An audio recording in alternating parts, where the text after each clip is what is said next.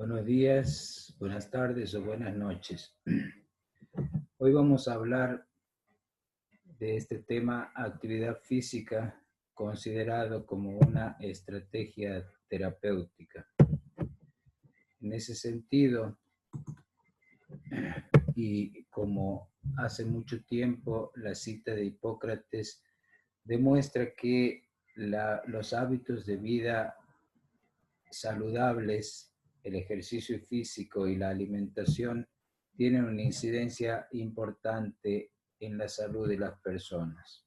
La cuarta encuesta nacional de factores de riesgo publicada en el 2019 nos ha mostrado que la actividad física baja ha aumentado 10 puntos porcentuales entre el 2013 y el 2018.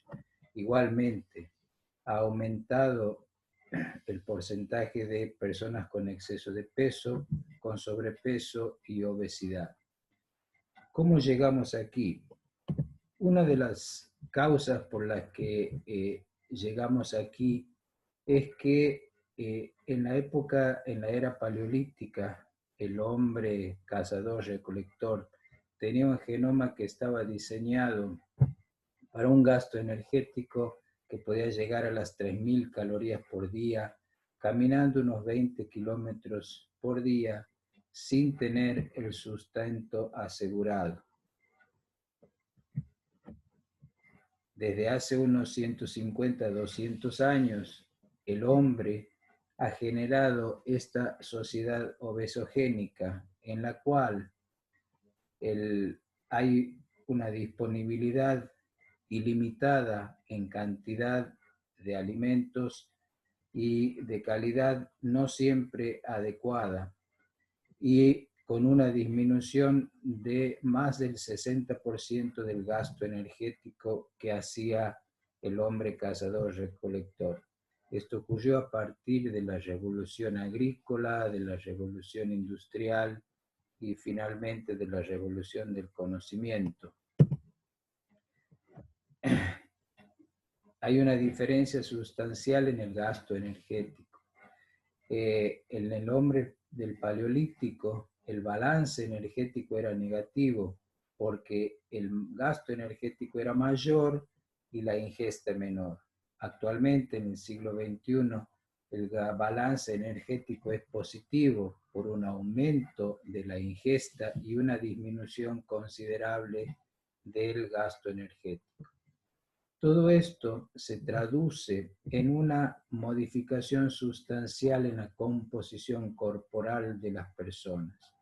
En la era paleolítica, el fenotipo del hombre cazador-recolector era asimilable al fenotipo del atleta del siglo XXI, que tiene un porcentaje de masa muscular que podía llegar a un 50% con un porcentaje mínimo de grasa que llegaba al 10%.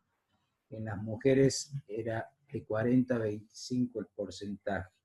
En cambio, en el siglo XXI, hombres y mujeres han modificado su composición corporal, generando en los hombres una disminución importante en la masa muscular y un aumento de la masa adiposa, y en las mujeres fenómenos parecidos. Este aumento del porcentaje de masa grasa y disminución de la masa muscular ha desencadenado un proceso que es la insulinoresistencia y que es el punto de partida de los disturbios metabólicos de las enfermedades crónicas no transmisibles. A mayor porcentaje de masa grasa disminuye la sensibilidad a la insulina, y a mayor porcentaje de masa magra aumenta la sensibilidad a la insulina. De modo que esta modificación de la composición corporal con la aparición de insulinoresistencia es el factor común de todas las enfermedades cardiometabólicas de la actualidad. La composición corporal es lo que debe guiarnos acerca del objetivo, modificar la composición corporal debe ser el objetivo saludable, el objetivo de la salud a través de las modificaciones de los hábitos de ingesta y de la actividad física. Vemos la diferencia entre considerar composición corporal y considerar peso corporal para evaluar a nuestros pacientes de acuerdo a las estrategias terapéuticas. Como vemos en la figura, el peso corporal no es el indicador más idóneo para evaluar esta evolución, porque dos personas que tienen el mismo peso pueden tener una composición corporal completamente diferente, lo que hace que el estado metabólico de las personas sea también completamente diferente. Algunos investigadores últimamente han propuesto el índice IMG, que no sustituye al índice de masa corporal en los datos, en los estudios epidemiológicos o poblacionales. Se sugiere el uso del índice músculo-grasa o IMG en los estudios individuales. En consecuencia, como vemos, el objetivo saludable es disminuir la masa adiposa aumentando la masa muscular. Este es el índice de Quetelet, que relaciona el peso y la altura al cuadrado, que es el índice que se usa habitualmente en estudios epidemiológicos y poblacionales. Vemos así que la regulación del estado estacionario del peso está determinado por estos 3 o 4 factores, en donde la genética tiene una influencia predominante, los mecanismos homeostáticos que son intrínsecos de cada persona y que se refiere a la flexibilidad en el uso de los nutrientes depositados y circulantes, regulados por el sistema neuroendocrino. Tienen interrelación con el medio ambiente y con el comportamiento y la conducta alimentaria de las personas.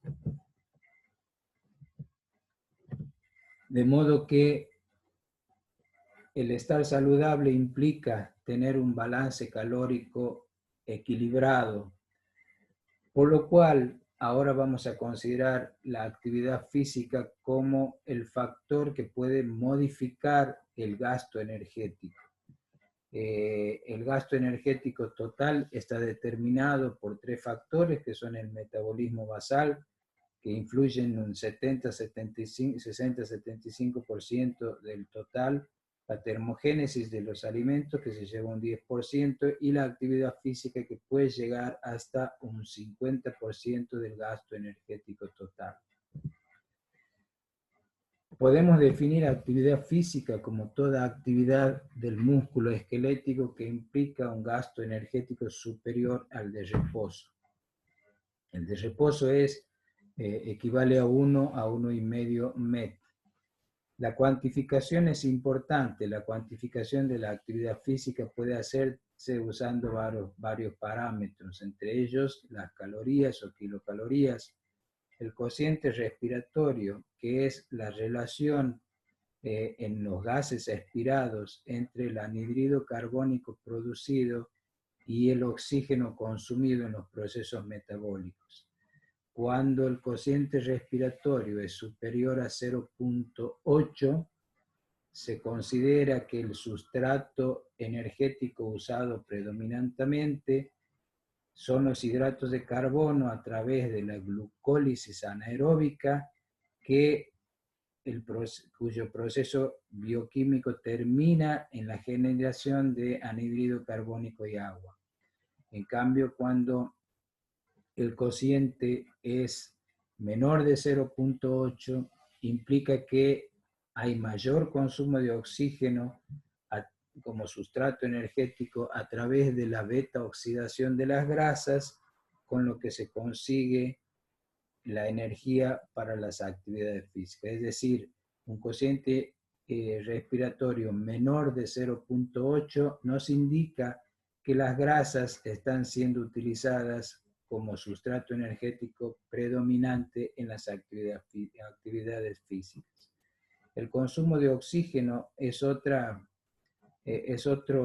parámetro que puede indicarnos la magnitud de la actividad física, y el consumo de oxígeno es un indicador directo del estado de salud de las personas, como vamos a ver en un momento. También podemos cuantificar la actividad física en METs, que es el equivalente de 3,5 mililitros de oxígeno por kilo de peso y por minuto, y que equivale a 1 kilocaloría por kilo y por hora. Como vemos, la actividad física puede modificar la composición corporal y puede influir y tiene relación directa con el gasto energético total, modificando dos de los tres factores que determinan el gasto energético total. El metabolismo basal, aumentando la masa muscular. Sabemos que el tejido muscular puede ocupar hasta un 50% en la composición corporal, y la actividad física, que puede llegar hasta un 50% del gasto energético total. En consecuencia, podemos ver que este círculo virtuoso, que comienza con el movimiento o con la contracción muscular, para lo cual se necesita el intercambio de sustratos energéticos, hidratos de carbono, grasas y muy poco proteínas para generar energía a través del ATP, lo que conlleva una mejoría de la flexibilidad metabólica, lo que conlleva a un aumento en la masa muscular con el aumento del metabolismo basal, genera movimiento y se cierra con la contracción muscular. Desde hace unos 20 o 30 años, los estudios científicos han podido revelar que el músculo esquelético debe ser considerado como un órgano endocrino, porque tiene la posibilidad de generar modificaciones en el metabolismo del metabolismo de los sustratos energéticos, y tiene acciones sobre casi todos los órganos del cuerpo humano. La contracción muscular genera procesos que en el músculo están determinados por el aumento de la sensibilidad a la insulina y por el aumento de la masa muscular a través de la génesis de nuevas fibras musculares, por aumento del número de sarcómeros, lo que genera un aumento del diámetro transversal de los músculos. Regula así mayormente el metabolismo de los hidratos de carbono.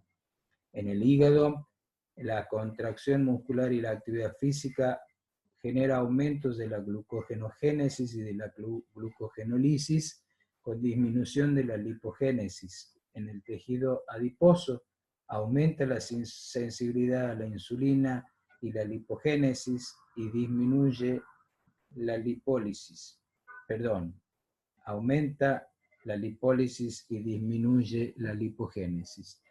En el endotelio vascular genera sustancias antioxidantes como el óxido nítrico, que son fundamentales para mantener el estado de salud.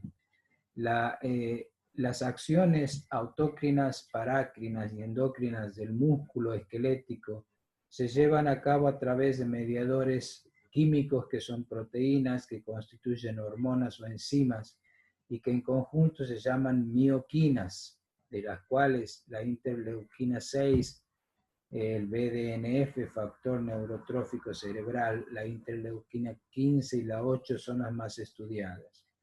Una particularidad de la contracción muscular es que la secreción de estos mediadores que generan todos estos procesos beneficiosos para la salud solo se hacen durante la contracción muscular y tienen una duración de no más de 8 horas, entre 6 y 8 horas. Este dato es importante para la programación del ejercicio físico. Entre las adaptaciones estructurales y funcionales de la contracción muscular o de la actividad física que podríamos asimilarlas a los efectos terapéuticos de cualquier medicamento, está este listado de hechos que da cuenta de que el aumento de la actividad física o la actividad física regular mejora la angiogénesis, aumenta la sensibilidad de los receptores hormonales y del transporte de glucosa hacia adentro de la célula a través de mediadores y transportadores que no son la insulina propiamente. Aumenta la actividad de la lipoproteína lipasa y de la lipasa hormonosensible, que son hormonas que tienen que ver directamente con la degradación de las lipoproteínas circulantes. El aumento del consumo de triglicéridos intramiocelulares como sustrato energético, el aumento de depósito de glucógeno intramuscular, la síntesis proteica, la biogénesis mitocondrial, que es fundamental para la beta-oxidación que se lleva a cabo solo en las crestas de las mitocondrias, lo que aumenta la capacidad oxidativa. La producción de óxido nítrico, que es un potente antioxidante, aumenta la tolerancia a la acidosis y la actividad lipolítica, y la secreción de mioquinas, como dijimos, y de enzimas AMPK y calmodulina. Entre los efectos biológicos del ejercicio podemos resumir el aumento de la biogénesis mitocondrial con el aumento de las fibras oxidativas, lo que mejora la flexibilidad metabólica, que es esta capacidad que tiene el organismo y el sistema musculoesquelético, sobre todo, de movilizar e interactuar los sustratos metabólicos, hidratos de carbono y grasas, lo que permite movilizar los depósitos de grasa del tejido adiposo visceral para ser utilizados como sustratos energéticos en el músculo con la contracción muscular. Aumenta la sensibilidad a la insulina y el aumento de la capacidad del ejercicio. En consecuencia, como vimos, la biogénesis mitocondrial es fundamental porque es allí donde se pueden utilizar los depósitos de grasa que migran desde el hepatocito hacia la mitocondria del tejido muscular y de todas las células en general para ser utilizadas como sustrato energético, disminuyendo así el porcentaje de tejido adiposo visceral. El otro indicador para cuantificar la actividad física del que habíamos hablado es el consumo de oxígeno, que está determinado por la relación directa entre el gasto cardíaco y la extracción de oxígeno por los tejidos o diferencia arteriovenosa. La actividad física mejora el gasto cardíaco y mejora la diferencia arteriovenosa de oxígeno. Mejora el gasto cardíaco porque optimiza la función del corazón, generando en el corazón modificaciones hasta estructurales y no solo funcionales, porque aumenta el grosor de las paredes ventriculares, pero en forma organizada, y lo que permite aumentar la fracción de eyección, con lo que mejora el gasto cardíaco. Y el aumento del consumo de oxígeno periférico está mediado por el aumento de la masa muscular. El tejido muscular y el tejido nervioso son los que mayor proporción de oxígeno extraen de la sangre para su propio metabolismo. El consumo de oxígeno es un indicador directo, como dijimos, del estado de salud de las personas. Tanto es así que a mayor consumo de oxígeno, el riesgo de muerte relativa disminuye notablemente respecto de las personas que tienen bajo consumo de oxígeno. Para que el ejercicio físico terapéutico sea efectivo, tiene que cumplir dos premisas. Tiene que generar cambios importantes en el medio interno para lo cual la intensidad de los estímulos del ejercicio tiene que ser suficiente para gatillar los procesos estos biomoleculares que terminan con la biogénesis mitocondrial. De modo que son dos cosas que vimos que hay que tener en cuenta en la prescripción de la actividad física. Primero, que la duración de los efectos beneficiosos de la contracción muscular mediados por la secreción de mioquinas va entre 6 y 8 horas después del ejercicio. Y segundo, que la intensidad de los estímulos tiene que ser la suficiente para que se genere estos procesos moleculares que terminan en la biogénesis mitocondrial, que es el objetivo final de la actividad física terapéutica. El aumento, los mecanismos por los cuales la actividad física regular permite aumentar los depósitos de energía dentro del músculo a través de los depósitos de glucógeno intramuscular y de triglicéridos intramusculares que pueden llegar hasta 2.000 o a 100.000 calorías respectivamente. Esto ocurre a través de este mecanismo característico del ser humano que se llama supercompensación, por el cual después de un estímulo o después de un ejercicio físico que parte de un nivel de depósitos de energía determinado, depende de cada persona, le sigue el periodo de descanso y el periodo de compensación que se hace a través de la ingesta de nutrientes, de la ingesta saludable en cantidad y en calidad de hidratos de carbono, proteínas y grasas, que permite recuperar los depósitos del músculo que se han gastado durante el ejercicio, incluso superando los niveles de reposo. Terminan en un punto un poco superior al inicial. Esto permite que las actividades, ejercicios repetidos en forma regular, terminen en una curva de progresión ascendente que permite mejorar y aumentar las reservas energéticas de los músculos cuando uno hace ejercicios físicos en forma regular y por un tiempo prolongado. Diría como hábito de vida, para toda la vida. Voy a referirme en un segundo a este concepto que es el comportamiento sedentario, que tiene que ver también con el aumento del riesgo de padecer enfermedades metabólicas cuando uno tiene un comportamiento sedentario. Se define como las actividades realizadas en la posición sentado o acostado que implican un gasto que no supera el gasto energético del reposo. Una de las efectos perjudiciales de la inactividad física es la disminución marcada de la actividad de esta hormona, lipoproteína lipasa, que es la hormona presente en el endotelio de los vasos, que degrada las lipoproteínas circulantes y los kilomicrones para permitir que los ácidos grasos libres sean transportados y dirigidos hacia las mitocondrias de las células y sobre todo de las células musculares, en donde van a ser oxidadas para obtener el ATP necesario para la contracción muscular.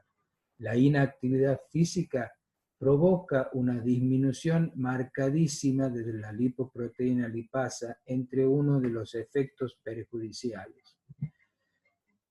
En este cuadro voy a referirme sucintamente a la cascada de mecanismos perjudiciales para la salud generados por la inactividad física.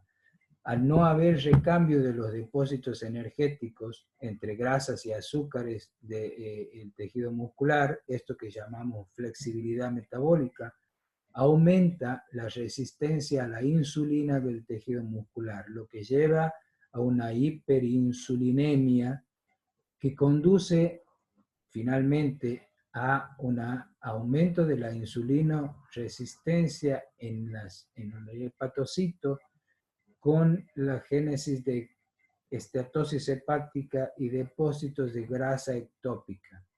Genera también hiperglucemia y aumento de las lipoproteínas de tipo LDL y VLDL con disminución de las lipoproteínas de tipo HDL, como ustedes vieron en clases anteriores, que son génesis de diabetes tipo 2 y de síndrome metabólico, los cuales conducen finalmente a la enfermedad cardiovascular. En consecuencia, este fenómeno de inactividad física, el quedarse quieto mucho tiempo, lleva a la sarcopenia, que es un fenómeno que afecta hasta el 50% de la población en mayores de 45 años. Consiste en la pérdida de masa muscular que puede llegar hasta 1.4% y por año, con aumento del tejido conectivo y graso intermuscular, disminución del número de mitocondrias y de la capacidad oxidativa, y disminución de la fuerza muscular que se llama dinapenia. En consecuencia, hemos visto los efectos terapéuticos beneficiosos de la contracción muscular y de la actividad física y los efectos perjudiciales de la inactividad física. Después de esto, tenemos que considerar la forma de prescribir actividad física como una alternativa terapéutica. Para ello, hay que considerar en la anamnesis de la historia clínica que hacemos a cada persona que acude a nosotros, hacer una anamnesis de la actividad física considerándola un signo vital, cuantificándola por algunas de las unidades que mostramos, para poder evaluar la efectividad de los tratamientos instituidos y de las estrategias terapéuticas, para poder hacer el diagnóstico de inactividad física y de aptitud física y en consecuencia prescribir la actividad física como un medicamento, como si fuera un medicamento, es decir, en el recetario que usamos para prescribir cualquier medicamento, también debemos usarlo para prescribir la actividad física. Una muestra de a qué población puede estar dirigida esta prescripción de actividad física como un medicamento nos ayuda esta pirámide invertida de los niveles de prevención, en donde vemos que en la prevención primordial, o sea que incluye pacientes saludables que son inactivos, hay que prescribir actividad física para mantener el estado de salud. Y en la prevención primaria, que incluye pacientes que tienen factores de riesgo de enfermedades crónicas, para evitar el riesgo de padecer dichas enfermedades. En la prevención secundaria y terciaria, tenemos que tener en cuenta que la prescripción de actividad física en personas incluidas en estos niveles, que son enfermos, que padecen estas enfermedades crónicas no transmisibles, la prescripción de actividad física tiene que ser adaptada y específica y tiene que tener características específicas de acuerdo al estado de salud de cada una de las personas. Las recomendaciones generales se refieren a que, como dijimos, la actividad física, la prescripción tiene que ser personalizada, tiene que tener objetivos determinados, tiene que tener una dosificación adecuada, igual que cualquier medicamento, y tenemos que hacer el seguimiento de nuestros pacientes para evaluar y hacer modificaciones de acuerdo a la respuesta al tratamiento que hayamos instituido.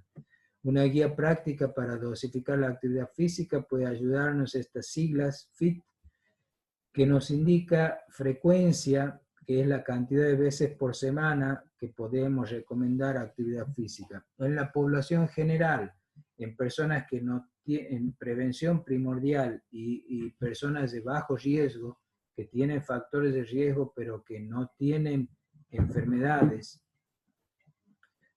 la frecuencia puede ser desde 3 hasta todos los días de la semana. Lo óptimo es hacer actividad física todos los días de la semana, con distintas características cada día, pero si uno pudiera incorporar la actividad física diaria como un modo de vivir, sería lo óptimo. Hacer menos de 3 veces actividad física por semana es efectivo, pero no suficiente.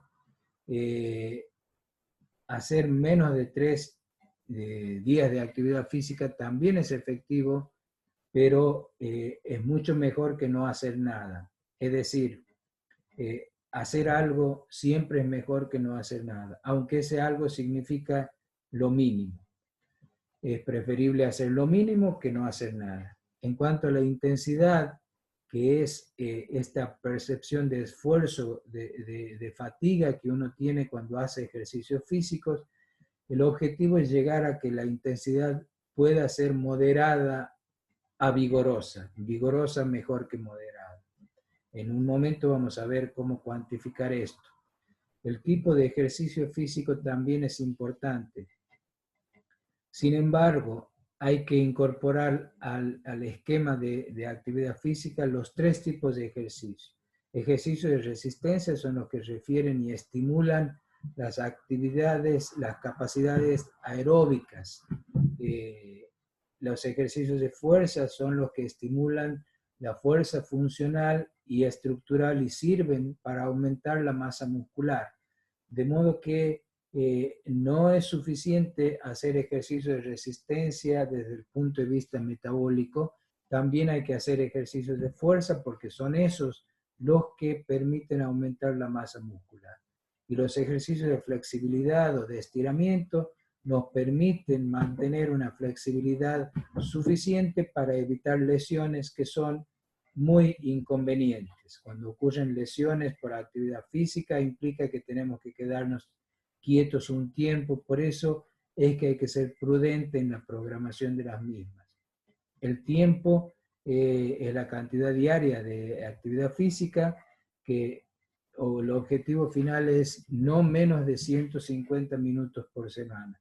El ejercicio terapéutico tiene que tener este tipo de características. Aquí vamos a referirnos un poco más detalladamente respecto del volumen. El volumen es el tiempo diario más la frecuencia semanal. Hay que ir de menos a más. Esto quiere decir que las personas que nunca han hecho actividad física deben empezar con 5 minutos o 10 minutos para ir aumentando semanalmente el tiempo de duración de las sesiones de ejercicio. Y esto que yo refería anteriormente respecto de la secreción de mioquinas después de la contracción muscular que dura entre 6 y 8 horas, nos lleva a considerar el hecho de fraccionar las sesiones de actividad física diaria. Los trabajos más recientes han demostrado que hacer 2 sesiones diarias o 3 sesiones diarias en vez de una sola es más efectivo. Y esto se debe en parte a esta secreción intermitente de las mioquinas beneficiosas para la salud. La duración de estas sesiones, el objetivo final, debería ser no menos de 60 minutos por día. 4 o 5 veces por semana, 7 veces por semana, pero hay que tratar de llegar a no hacer menos de 45 minutos por día, que pueden ser repartidos en 2 sesiones, como dijimos, a la mañana y a la tarde, y eso es más beneficioso y sobre todo nos permite hacer actividad física aunque tengamos periodos de tiempo libre restringidos. La intensidad tiene que ir de baja a moderada y hasta vigorosa. Lo óptimo es alcanzar una intensidad vigorosa, pero la intensidad moderada tiene que ser el objetivo clave. La intensidad baja no es inefectiva. Como dije, hacer ejercicios leves, solo moverse más que estar tiempo sentado, es más beneficioso que estar mucho tiempo sentado. Puse ahí cantar y hablar, que es una forma de poder cuantificar la intensidad a la que le estamos haciendo el ejercicio. Si uno empieza a hacer ejercicios y durante el ejercicio podemos cantar, es indicativo de que la intensidad es leve. mientras que si el ejercicio es más intenso y nos impide hablar con dificultad, seguramente la intensidad es moderada a vigorosa.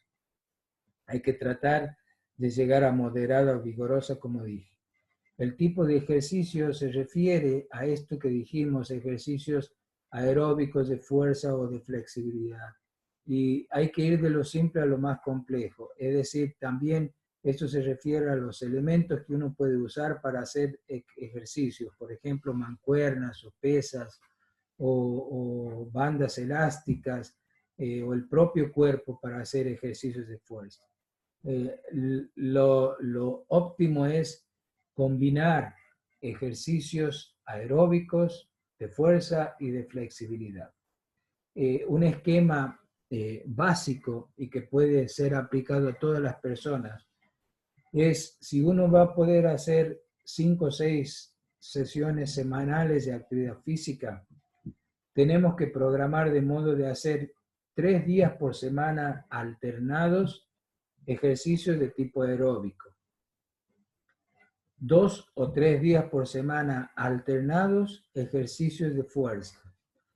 Y ejercicios de flexibilidad podemos hacer todos los días.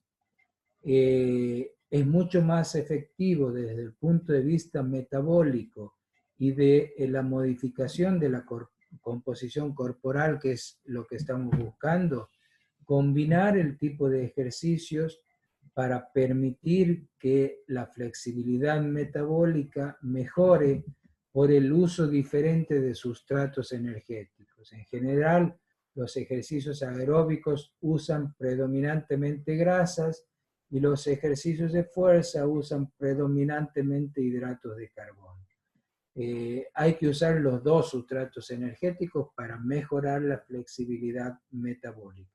Esto es muy importante. También es muy importante entender que los periodos de descanso son fundamentales, porque son los únicos momentos en los cuales el músculo puede aumentar sus reservas energéticas, porque si todos los días solamente gasta energía y no hay tiempo para recuperar reservas, va a llegar un momento en que los depósitos de energía del músculo, en vez de aumentar, van a disminuir y pueden llegar a agotarse.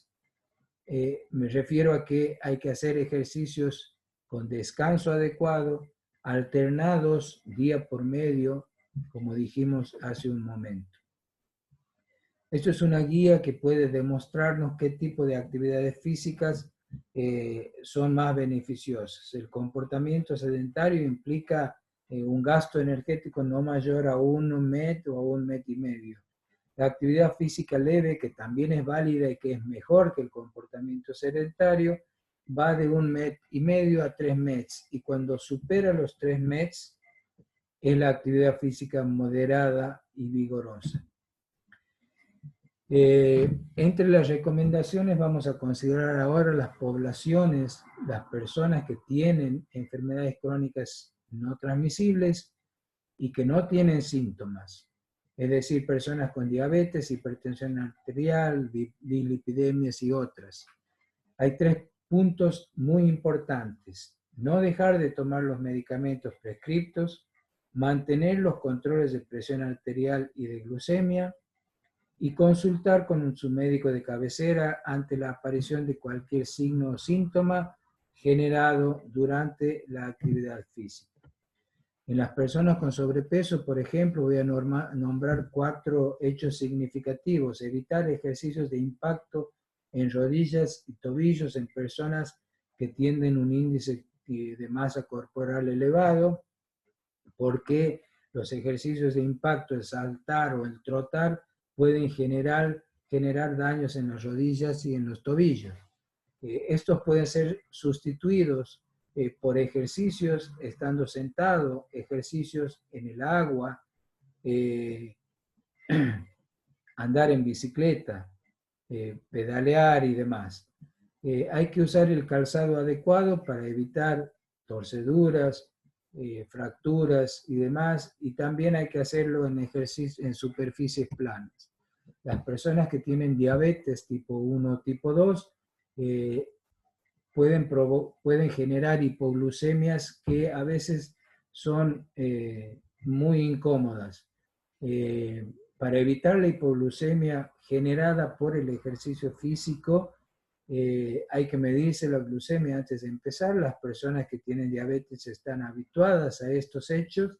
Cuando los valores son menores de 100 miligramos por decilitro, hay que posponer el inicio de la actividad física, comer una fruta, un vaso de yogur, una bebida energizante y esperar entre 30 y 45 minutos para recién iniciar la actividad física. Usar el calzado adecuado, ahí es muy importante por la neuropatía periférica de las personas que tienen diabetes y que padecen de pie diabético. Para evitar el empeoramiento de estas úlceras hay que usar el calzado adecuado. Y también las superficies planas, como dijimos, para evitar lesiones. En las personas con hipertensión arterial, las personas con hipertensión arterial normalizada con el tratamiento médico pueden y deben hacer actividades físicas adaptadas. Medirse la presión antes de comenzar, evitar las maniobras de Valsalva durante los ejercicios de fuerza, porque la maniobra de Valsalva aumenta la resistencia periférica y esto puede hacer elevar la presión arterial. Empezar con cargas bajas para seguir aumentando de a poco, pero aumentar las repeticiones en vez de las cargas. Las contraindicaciones pueden ser absolutas y una de las contraindicaciones absolutas es la presencia de síntomas de un síndrome febril agudo, de una gripe, de un catarro, de cualquier enfermedad infecciosa aguda. No hay que hacer ejercicios en estas situaciones porque durante la actividad física aumenta, como vimos, el gasto cardíaco y la velocidad circulatoria, y esto hace que el índice de reproducción de los virus dentro de la célula aumente muchísimo, y esto puede causar daños en la célula muscular, generando rabdomiólisis que puede terminar en una insuficiencia renal grave. La actividad física debe retomarse después de que han cedido los síntomas y la fiebre, y dejar pasar entre 24 y 48 horas después de la finalización de esto. Hay contraindicaciones relativas que se refieren a situaciones que pueden modificarse con la terapéutica, por ejemplo, pacientes que tienen hipertensión en el momento en que van a hacer ejercicios, hay que consultar a su médico para que prescriba los antihipertensivos necesarios para bajar la presión, y recién cuando la presión esté normalizada, empezar a hacer la actividad física. Igual en diabetes y demás, estas consideraciones son relativas, y una vez estabilizados los valores bioquímicos y los signos, los parámetros clínicos normales, se puede comenzar a hacer el programa de actividad física. En fin, como recomendaciones generales, tener un comportamiento activo, participar en tareas del hogar, estar poco tiempo sentado. Fíjense, últimamente estudios clínicos han demostrado, han evidenciado que el gasto calórico es mayor en aquellas personas que tienen labores o empleos que implican muchas horas sentados. El hecho de cada 20 o 30 minutos ponerse de pie, hacer una caminata ligera de 5 minutos y después volver, implica un gasto energético mayor, que es significativo al hecho de estar sentado permanentemente. Igualmente, si uno va a sentarse a ver televisión o usar la computadora, hay que hacer intervalos o hay que tratar de mirar televisión estando de pie un tiempo, que eso va a mejorar considerablemente el gasto energético. Caminar todo lo que se pueda, usar lo menos posible los transportes, el automóvil, el colectivo y demás, andar en bicicleta o caminar, y bailar que nos da tanto bienestar y que genera un gasto energético muy importante. Por último, entre recomendaciones generales, a ejercicios aeróbicos prolongados de baja a moderada intensidad con aumento progresivo de las cargas. Los ejercicios aeróbicos de corta duración y alta intensidad deben reservarse para personas entrenadas que tienen una condición física adecuada. Este tipo de ejercicios que se llaman intervalados de alta intensidad, han demostrado tener enormes beneficios para la salud de las personas en cualquier tipo de patología, incluso en aquellas en las cuales el aumento del consumo de oxígeno que exige la actividad física está limitado, insuficiencia cardíaca, por ejemplo. Los ejercicios de tipo intervalados de alta intensidad, adecuados a cada persona, son muy efectivos y permiten hacer actividad física aún en estas situaciones.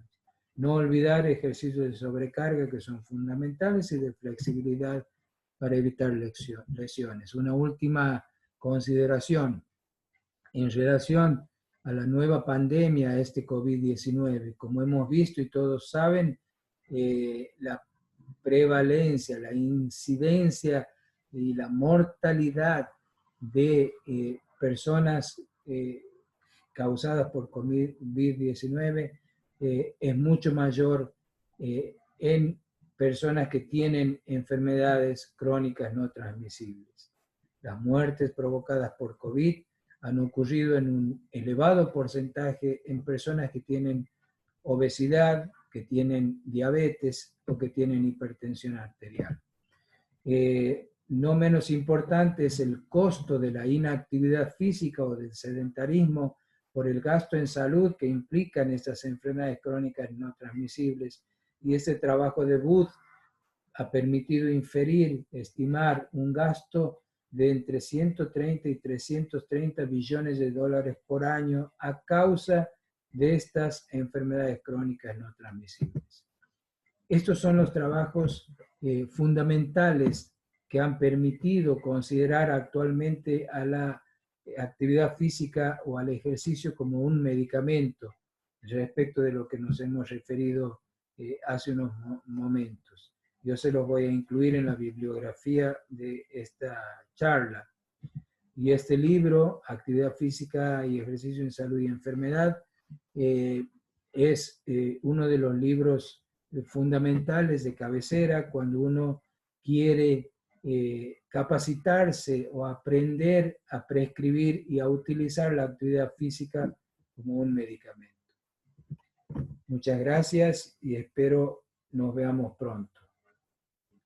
Hasta pronto.